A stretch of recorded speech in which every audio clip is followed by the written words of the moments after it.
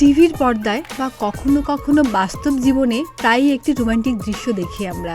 হাঁটু গেড়ে ফুল কিংবা আংটি এগিয়ে একজন তার ভালোবাসার মানুষকে নিজের অনুভূতির কথা জানাচ্ছে।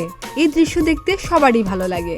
এতে প্রিয়জন নিজেকে বিশেষভাবে উপলব্ধি করতে পারে এবং প্রস্তাবে ইতিবাচক সাড়া দেয়। তাই এই সুযোগ অনেকেই মিস করতে চান না।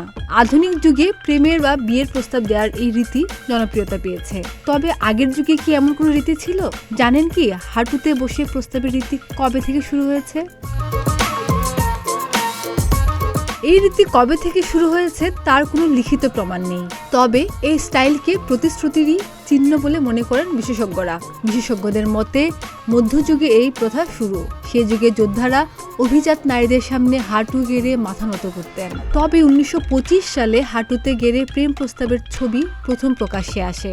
ইংরেজি ছবি 7 চান্সেস এর কমিক চরিত্র বাস্টার কিটন ছবির নায়িকাকে এইভাবেই প্রেম নিবেদন জানান। এই চলচ্চিত্রের দৃশ্য দেখে অনুপ্রাণিত হয়েছে পুরো ইউরোপ। এরপরই প্রেমের প্রস্তাবের এই রীতি প্রচলিত হয়েছে।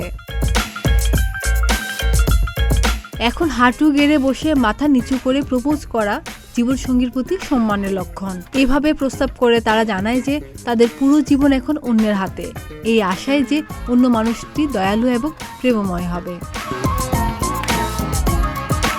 খাদিজা নিপা, প্রতিদিনের বাংলাদেশ।